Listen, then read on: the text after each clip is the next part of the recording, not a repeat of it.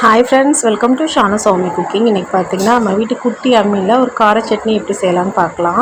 இந்த சட்னி பார்த்திங்கன்னா ரொம்ப நல்லா டேஸ்ட்டாக இருக்கும். அதே போல் நம்ம பூண்டெல்லாம் அதிகமாக சேர்த்து செய்கிறதுனால உடம்புக்கும் ரொம்ப நல்லது.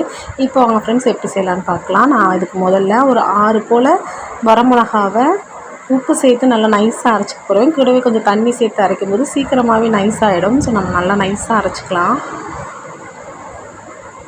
குட்டி அம்மின்றதுனால அங்கே இங்கேன்னு ஓடிட்டுருக்கு.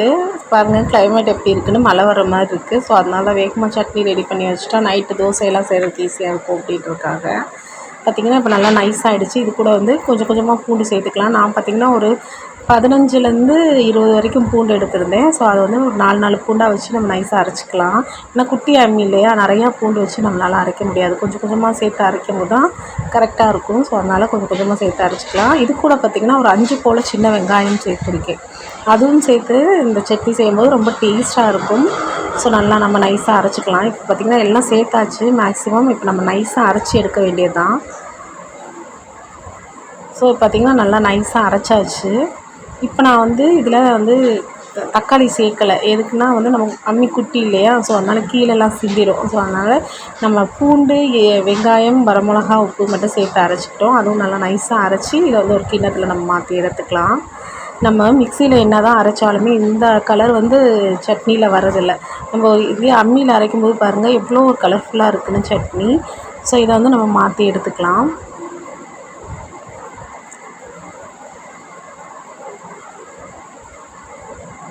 இப்போ பார்த்திங்கன்னா ஒரு 2 போல் குட்டி தக்காளி. ஸோ அதை வந்து நம்ம நல்லா நைஸாக அரைச்சிக்கலாம். எல்லாம் சேர்த்து ஒன்றா நம்ம அரைக்க முடியாதுன்றதால நான் தனித்தனியாக அரைச்சிட்ருக்கேன். இப்போ பார்த்திங்கன்னா நம்ம தக்காளி நைஸாக அரைச்சாச்சு. இதையும் வந்து நம்ம ஏற்கனவே அரைச்சி வச்சுருக்கோம் இல்லையா, பூண்டு, வரமிளகா, சின்ன வெங்காயம், அதெல்லாம் அது கூட இதை சேர்த்துக்கலாம். சேர்த்து நல்லா கலந்து விட்டுக்கலாம். இதுக்கு ஒரு தாளிப்பு ரெடி பண்ணிக்கலாம். நான் பார்த்திங்கன்னா ஒரு 2 டீஸ்பூன் அளவுக்கு நான் நல்லெண்ணெய் சேர்த்துருக்கேன். அது கூடவே கொஞ்சம் கடுகு, கொஞ்சம் உளுந்து சேர்த்து, கூடவே கருவேப்பிலை சேர்த்து வதக்கி விட்டுக்கலாம். தாளித்து ஊற்றியாச்சு. ஸோ பாருங்கள் சட்னி எவ்வளோ கலர்ஃபுல்லாக எவ்வளோ சூப்பராக ரெடியாக இருக்குதுன்னு. நீங்களும் ட்ரை பண்ணி பார்த்துட்டு எப்படி இருக்குதுன்னு கமெண்ட் பண்ணுங்கள். தேங்க்ஸ் ஃபார் வாட்சிங்.